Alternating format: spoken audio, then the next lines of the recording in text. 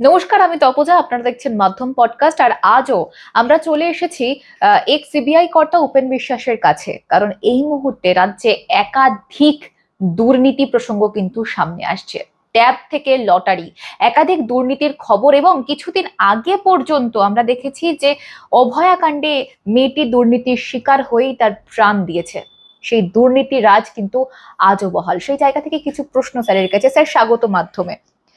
Tab কেলেঙ্কারি নিয়ে যদি আপনার কাছে আমি প্রথম প্রশ্ন রাখি, দেখা যাচ্ছে সরকারি টাকা সরকারি ওয়েবসাইট থেকেই উপভোক্তাদের কাছে পৌঁছানোর কথা, সেই অ্যাকাউন্টটাই হ্যাক হয়ে গেল। এর নেপথ্যে কি কারণ থাকতে পারে বলে মনে হয়? দেখুন, আমরা খুব অবজেক্টিভলি দেখি, নিরপেক্ষভাবে দেখি যে হ্যাকিং হতে পারে। কেননা আমরা এমন একটা ওয়ার্ল্ডে এখন বাস করছি, ডিজিটাল ওয়ার্ল্ডে বাস করেছি, যেখানে সব কিছুই হচ্ছে স্যাটেলাইটে, এবং সেই স্যাটেলাইটের এই প্রযুক্তির মাধ্যমে কে কোথায় ঢুকে যাবে এটা কেউ বলতে পারে না, যে ইম্পসিবল বলে কোনো কথা নেই। তাহলে কি হতে পারে? ভেতরের কেউ লোকে এটা এটা কাজটা করতে পারে, অথবা বাইরের কেউ হ্যাক করলো, এই দুটোই হতে পারে।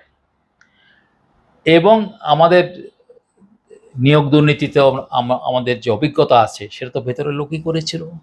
অতএব আমাদের তো প্রথমেই সেই চিন্তা হবে যে ওই রকমই কি হয়েছিল। আর একটা চিন্তা করতে হবে, এই 4-5 বছর ধরে যে সমস্ত দুর্নীতি একটার পর একটা হয়েছে না, তাতে মনে হচ্ছে কি না একটা গ্লোবের মতো হয়েছে না। নিয়োগ থেকে আরম্ভ করে আরম্ভ করে মিউনিসিপ্যালিটি থেকে আরম্ভ করে এই এখন আবার আবাস থেকে আরম্ভ করে, এমনি আমি ঘুরোতে থাকি। হ্যাঁ, তারপরে কেউ আমাদের বালুর রেশন। তো আমি তো এটা পুরো একটা বিরাট সার্কেল, 1 2 3 4 5, তো পুরো একটা দুর্নীতি, পশ্চিমবঙ্গে দুর্নীতিতে ভরে গেছে একেবারে না। অতএব যখন এইরকম অবস্থা হয়, যখন দুর্নীতি হতে থাকে পরপর, যখন তারা যারা দুর্নীতি করে তারা দেখেছে ও কখন ইনভেস্টিগেশন হবে, কি হবে না হবে, তাতে আমাদের কিচ্ছু আসে যায় না। Free for all. আমি ইংরেজিতে বল ফ্রি ফর অল, মানে যা করো কে ঠেকায়। স্যার, দেখা যাচ্ছে এটা সরকারি ওয়েবসাইট, এটা একটা তো সরকারি ওয়েবসাইটটাই সুরক্ষিত না, সাধারণ মানুষের এটা বিশাল ভরসার জায়গা। সরকারি ওয়েবসাইটে তো নিয়োগ তো তাই ছিল, নিয়োগে তাই এডুকেশন ডিপার্টমেন্টের সেটা ছিল। এটাও সরকার। অতএব তার দায়িত্ব আগে নিতে হবে, তার দায়বদ্ধতা তো থাকবে। মানে আর একটা জিনিস আমি দেখছি পশ্চিমবঙ্গে, যে যখন যদি কিছু হয়, সরকারি কাজ মানে কি? Public servant. যখন আমি পাবলিক সার্ভেন্ট হয়ে আপনি মন্ত্রী হন, আর বা অফিসার হন, বা আইএএস হন, আইপিএস হন, আপনার দায়বদ্ধতা is towards the people, your accountable to the people. এইখানে আমি দেখছি আমরা আর একটা সকল কালচার ডেভেলপ করেছি, সাব কালচার। আমি কালচার বলতে রাজি না। ওরা বলছে কি কালচার যেন বলছে ওরা, থ্রেট কালচার কথাটা তো থ্রেট সাব কালচার। কালচার হতে পারে না সংস্কৃতি, থ্রেট সংস্কৃতির হতে পারে না, কালচার হতে পারে না, সাব কালচার বলো। মানে যারা দুর্নীতি করে তাদের বলা হয় সাব কালচার করে তারা। তো এই সাব কালচার, একটা দুর্নীতির সাব কালচারে পড়ে গেছি আমরা।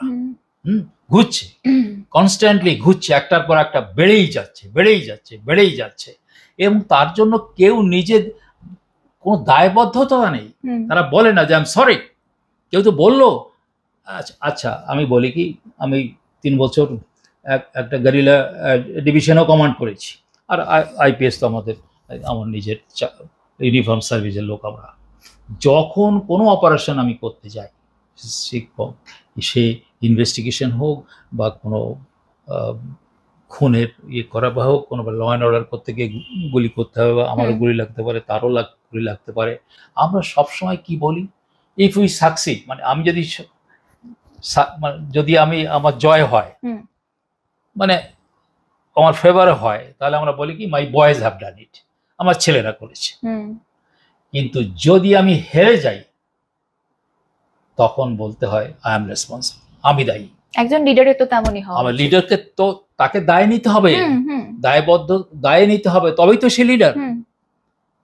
আমার লোকেরা মার খেয়ে গেল, তখন তুমি কিছু বললে না। যখন জিতলো তখন তুমি বড় বড় শের। জিতলে তুমি তখন কি করবা?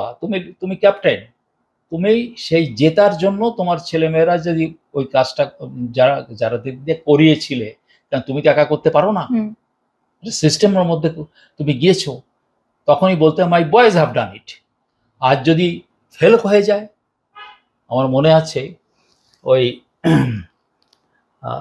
একজন জেনারেল, তাকে জিজ্ঞেস করা হয়েছিল, এই যে আপনি পাকিস্তানের মধ্যে ঢুকলেন, আপনার এত বড় একটা রিস্ক নিলেন, তার রিটায়ারমেন্টের মানে পরপরই না রিটায়ারমেন্টের আগে, মানে রিটায়ার হতে যাচ্ছেন, তো দেখুন আমাদের নিয়ম কি, যে আমি সব প্ল্যান করা হয়েছে, সব কিছু করা হয়েছে, আমার লিডারশিপে করা হয়েছে, আমার ছেলেমেয়েরা গিয়েছে, তারা ফিরে এসেছে, কোনো রকম কোনো ইনজুরি কের হয় নাই, কিন্তু যদি কিছু আমরা ফেল করতাম, ওরা যদি আটকে যেত, তখন প্রশ্ন করেছে একজন ওই জার্নালিস্ট, যে ইন্টারভিউ করেছে, তাহলে কে দায়ী হবে? বলে আমি, বিকজ আই হ্যাভ কমান্ডেড। তো এইখানে পশ্চিমবঙ্গে আমি দেখতে পাচ্ছি যে যারা এখানে মাতব্বর আছেন, যারা ইনচার্জ আছেন, ছোট হোক আর বড় হোক, কেউ কোনো দায়বদ্ধ নেবেন, এটা তো ঠিক না। এইরকম যদি আমরা করি, তাহলে আমরা কোনো কালচার লোক আর বলতে পারি না, আমি তো বলবো সাব কালচার। একবার আমার মনে পড়ি, কথায় বলছি, একটা জায়গায় একটা সেমিনার হচ্ছে, তো সেখানে আমাকে 3-4টে লেকচার তারা করেছেন, তিনি একজন ডিজি ছিলেন। তারপরে কথায় এই কালচারের কথাটা উঠল, যে ওরা যে এই কাজটা যে করেছে, ক্রাইমটা, তো তাদেরও একটা এক ধরনের কালচার। আমরা কি বললেন, আবার বলেন? আমাদের কালচার হয় না, তাদের হচ্ছে ডিভিয়েন্ট কালচার, মানে সাব কালচার। এই সাব কালচার একটা অন্য ধরনের জগৎ। এখানে যত চুরি ডাকাতি অমুক তমুক রাহাজানি, এই রেপ, এই এটা সেটা যা কিছু করো, তারাই হচ্ছে এই সাব কালচারের মধ্যে থাকে। তো আমরা এই পশ্চিমবঙ্গে না, ওভার দ্য ইয়ার্স একটা সাব কালচার তৈরি করে ফেলেছি, তার পরিধি এত বেড়েছে, আমাদের মাথা হেট হয়ে যেতে হয়। একবার যে কোনো স্টেটে বাইরে যাও, তারা পশ্চিমবঙ্গ সম্বন্ধে কি বলছে, টেলিফোন করে। আমরা তো অল ইন্ডিয়া সার্ভিসের লোক, এখনো কিছু আমার ব্যাচমেট এবং তারা এখনো আছে, including Doval is also my batchmate. আচ্ছা, তো তারা টেলিফোন হয় আর কি, সবার সাথে হয় না, কম রেয়ারলি। তারা তো বলে, ভূপেন কোথায় আছো? আজকেই একজন মানে বিকে সিং, উনি আমরা একসঙ্গে এখানে কাজ করেছি, উনি ডিজি হয়ে রিটায়ার করেছেন, এখান থেকে টেলিফোন করেছেন, ভূপেন আমি সরি স্যার, এইটা নিয়ে আছি এখন। বলে তোমার ও একবার কি হলো, আমাদের একজন ডিজি, তখন তো ডিজি বলা হতো না, আইজি। তো আমি ছিলাম এখানে ছিলাম কিছুদিন, আমাদের আইপিএস অ্যাসোসিয়েশনের জেনারেল সেক্রেটারি ছিলাম, উনি হচ্ছে প্রেসিডেন্ট। তো আমাদের ডেকেছে আইজি, বলে দেখো তোমরা একটু বেশি মিডিয়া করছো। তখন बोला आपने क्या बोला, फिर बोलिए। बोले नहीं ऐसा है कि आप थोड़ा मीडिया ओरिएंटेड हो गया। तो बोलो हमें सर विश्वास जो है ना, ये क्रिमिनोलॉजिस्ट है, तो ये जब रिटायर करेगा, ये सब मीडिया वाले इनके पीछे घूमते रहेगा, आपको कुछ नहीं हो जाएगा। তো সে আজকে টেলিফোন করেছে। তো তাদের কথা শুনলে, বাইরের লোকের কথা শুনলে আমার মনে হয় যে আমরা সত্যিকারই ওই কালচার না, আমরা সাব কালচারের মধ্যে পড়ে গেছি। এই যে দীর্ঘদিন ধরে শিক্ষক নিয়োগ নেই এই রাজ্যে, এটা কি কোনো নেপথ্য কারণ হতে পারে বলে মনে হয়? এত বড় একটা কেলেঙ্কারি যেখানে ছাত্রদের নিরাপত্তা জড়িত সেখানে? না, ওই যে যে ওখানে রিক্রুটমেন্ট হয় নাই সেটা তার জন্য তো সরকার দায়ী, অ্যাডমিনিস্ট্রেশন দায়ী। তো সেই জন্যে রিক্রুটমেন্ট হয়নি বলে তারা ক্রাইম করবে বা অন্যদিকে চলে যাবে, এটা একেবারে কোরিলেট করা মুশকিল আছে। কিন্তু কিছু কিছু কিছু কিছু লোকের তো ফ্রাস্ট্রেশন আসতে পারে, তারা বলতে যা কিছু কোনো চাকরি বাকরি নাই, কিছু তো আমি করবো না, এটা হতে পারে। ইট মে হ্যাপেন। কম্পিউটার জানা শিক্ষক থাকলে হয়তো এই সিকিউরিটিটা আরো কিছুটা বাড়তে পারতো, সেরকম কি হতে পারে? না, কম্পিউটারে খুবই খারাপ অবস্থা। এই কম্পিউটার এই ছেলেমেয়েরা এখনো পশ্চিমবঙ্গের মানে স্কুল লেভেল যদি যাওয়া হয় তাহলে কম্পিউটার কিন্তু এখনো সেখানে ভালো করে শেখানো হয় না এবং তারা জানেও না। এবং এই ট্যাবলেটে আমার ধারণা যে ট্যাবলেট যে টাকা দেওয়া হলো সে কজন কিনবে না কিনবে, আমরা কি সেটা কোনো আমরা কি কোনো আগে এটা চিন্তা করে দেখেছি বা পাইলট প্রজেক্ট করে দেখেছি যে আমরা ওইটা ট্যাবলেটটা ডিস্ট্রিবিউট করার আগে আমরা কিছু ডিস্ট্রিবিউট করে দেখি, 1 বছর দেখি, আমরা ধরলাম যে ধরো 1000 ট্যাবলেট দেওয়া হয়েছে, তারা কিভাবে ইউজ করছে, তাহলে আমাদের কাছে ক্লিয়ার পিকচার থাকতো যে এরা কি করবে, কিনবে কি কিনবে না। কিন্তু আমরা সেটাও, আমাদের সেই সিস্টেম নেই আনফরচুনেটলি। এখানেও ভোট রাজনীতি, এটাও ভোট রাজনীতি, টাকা দিয়ে দাও ভোট নাও। কত কোটি টাকার ঘাপলা থাকতে পারে বলে মনে হয়?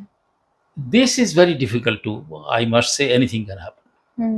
এটা কোথায় যে যাবে, কত কোটি চলে যাবে, এই হিসাব করা আমি মনে করি আমার পক্ষে সাধ্য নেই। এটা মানে এইটা আমি বলতে পারবো যে এত হবে, এটা বলা মুশকিল আছে। সম্প্রতি আরো একটা বিষয় সামনে এসেছে, লটারি কেলেঙ্কারি। আমাদের রাজ্যের বিরোধী দলনেতা 2 বছর আগে তিনি নজর করেছিলেন যে 542 কোটি টাকা নাকি নির্বাচনী বন্ডে ডিআর লটারি শাসক দলকে দিয়েছিল। সেই কারণেই কি এরকম একেবারে রাজার হালে ব্যবসা করার সুযোগ পাচ্ছে তারা বাংলাতে?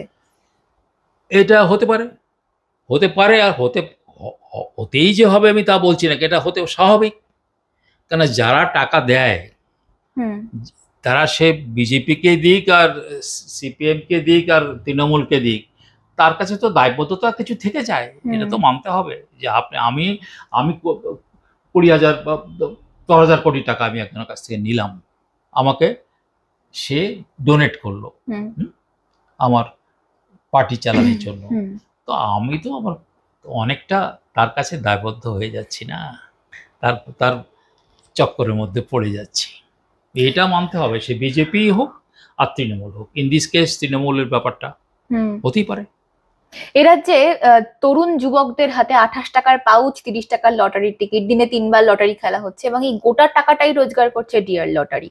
আপনার কি মনে হয় শাসক দল এর বিরুদ্ধে কেন কোনো রকম পদক্ষেপ নিচ্ছে না? আমার মনে হয় এই লটারি ব্যাপারটাই আমার কাছে খুব, আমি ব্যক্তিগতভাবে বলি কি, এই লটারির মধ্যে কিছু না একটু গোলমাল থাকে। খুব কম লটারি বলতে পারে যে তারা একেবারে ক্লিন অবস্থা করতে পারে, এবং এই ব্যাপারটাতে যদি ভালো মানে পার্টিকুলারলি সিআইডি এবং ক্যালকাটা ডিডির মধ্যে যদি ভালো রকমের যদি ইন্টেলিজেন্স না থাকে তাহলে এটা যে কোনো সময় আউট অফ কন্ট্রোল হয়ে যেত। আপনার দলে কি মনে হয় যে সরকার দলের অভ্যন্তরে কেউ বেনিফিটেড হচ্ছে বলেই এই হতে পারে, ইট ক্যানট বি ইম্পসিবল। আর একটা বলি না, যদি ক্ষমতা এমনই, আমি আগেই বলেছি যে ক্ষমতা এমন একটা জিনিস, যত বেশি দিন ক্ষমতা থাকবে তত বেশি সেখানে দুর্নীতি হবে। এই কিছুক্ষণ আগেই কথা হচ্ছিল ল অ্যান্ড অর্ডার নিয়ে, আইন শৃঙ্খলা এই মুহূর্তে মানে পশ্চিমবঙ্গে যখন তখন যেখানে সেখানে বোম ফাটছে। গত 3 দিনে 3 জন তৃণমূল নেতাই আক্রান্ত হয়েছে, কেউ খুন হয়েছে, কেউ ব্ল্যাকমেলের জন্য সুইসাইড করেছে। এই যে অরাজকতা, এই ফলে কি পশ্চিমবঙ্গ ক্রমশ রাষ্ট্রপতি শাসনের দিকে এগিয়ে যাচ্ছে? না, আমি বলবো কি, এটা হচ্ছে রুল অফ ল। আমি যদি পোস্ট পোল ভায়োলেন্স বলে একটা কথা চলেছে, তার মানে আগের যে আমাদের যে পার্লামেন্ট মানে যে ইলেকশন হয়েছে আমাদের, সেই ইলেকশনে আমি পার্লামেন্ট ইলেকশনের কথা বলছি না, আমাদের স্টেটের ইলেকশন যেটা হয়েছে, তারপরে তো খুবই খুন খারাপি হয়েছে।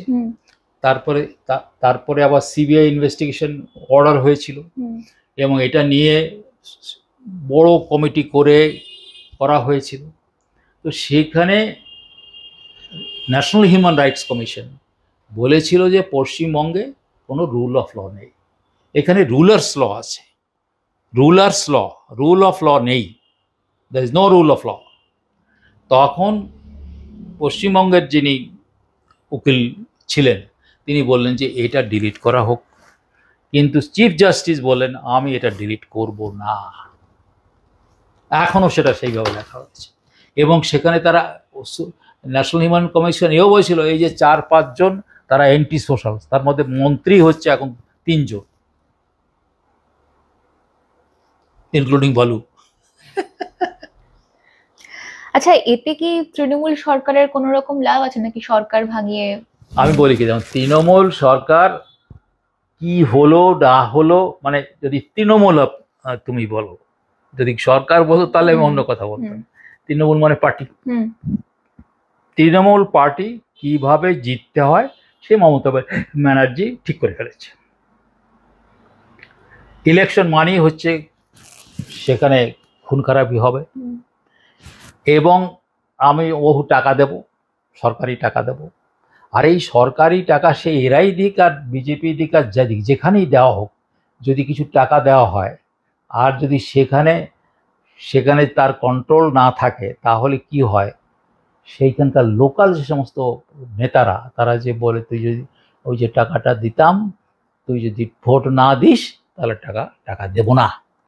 তাহলে যে ওই টাকাটা পেয়েছে তার মধ্যেও একটা কিন্তু ইনফেরিয়রিটি কমপ্লেক্স হয় যে আমি টাকাটা তো নিয়েছি ওই পার্টির, আমার তো ভোটটা দেওয়া উচিত, তো তাতেও কিছু ভোট চলে। আর এই যে এখন দেখা গিয়েছে যে মহিলাদের মানে পার্টিকুলারলি নাবালিকা, যে ও পয়সা পাওয়ার পরেও দেখা যাচ্ছে কি যে নাবালিকা বিবাহ পশ্চিমবঙ্গে হচ্ছে, সারা ভারতবর্ষে যা তার ডাবল হচ্ছে পশ্চিমবঙ্গে। তার মানেটা কি, যে ওই টাকা পয়সা যা দেওয়াটাও হচ্ছে তাতে ওই মহিলাদের মানে মেয়েদের তাদের কিছু উপরের দিকে তারা যাচ্ছে না, বরং আরো বেশি হচ্ছে নাবালিকা বিবাহ, তারা বেশি হচ্ছে। তার ফলে হচ্ছে কি তার বাবার কাছ থেকেও কিছু পাবে না, এদিকেও তো দেবে না, তাহলে মহিলাদের তো আরো নিচের দিকে তারা যাচ্ছে। তার মানে এই মুহূর্তে রাজ্য সরকারের আমলে নারী সুরক্ষায় প্রশ্নেরই মুখে নেই। Nobody shed.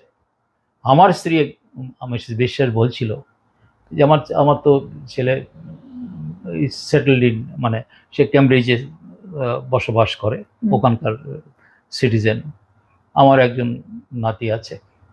তো বলে দেখো, তার নাম তানিশা, বলে তানিশা যদি এইখানে থাকতো তাহলে প্রত্যেক দিনই আমার চিন্তা হতো, যখনই স্কুলে যাচ্ছে সেই স্কুলে ফিরে না আসা পর্যন্ত আমরা তো ঘুমোতে পারতাম না, শান্তিতে থাকতে পারতাম না। ভালোই হয়েছে সে বিদেশে আছে, কি হবে না হবে তারা বুঝে বেড়াক, কিন্তু এখানে নাই মঙ্গল। সত্যি তাই, এই মুহূর্তে দাঁড়িয়ে এটাই সব থেকে বড় প্রশ্ন। যাই হোক, একাধিক কেলেঙ্কারি, একাধিক দুর্নীতি প্রসঙ্গ সামনে আসলেও তার সুরাহা নিশ্চয়ই কোনো না কোনো সময় নিশ্চয়ই হবে। অসংখ্য ধন্যবাদ স্যারকে আপনার সময় দেওয়ার জন্য। দর্শকদের সঙ্গে দেখা হচ্ছে পরবর্তী এপিসোডে, সঙ্গে থাকুন, দেখতে থাকুন মাধ্যম।